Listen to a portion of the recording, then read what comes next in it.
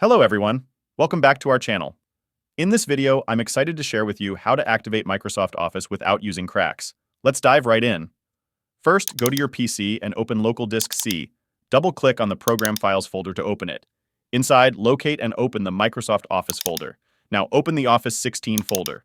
Once it's open, click on the address bar located at the top and copy the address by pressing Ctrl+C. Next, go to the Start menu and search for Command Prompt by typing CMD in the search bar. When you find it, right-click and choose Run as Administrator. After opening the command prompt, type CD and press Enter. Now type CD and press Ctrl+V to paste the address you copied earlier. Then hit Enter. Type cscript ospvbs/dstatus and press Enter. Next, type osprarm.x. Select the SQID and press Ctrl+C to copy it. Press Ctrl+V to paste it and hit Enter. Congratulations, your Microsoft Office has been activated. And there you have it. If you found this video helpful, don't forget to like and subscribe to our channel for more tutorials. Thanks for watching.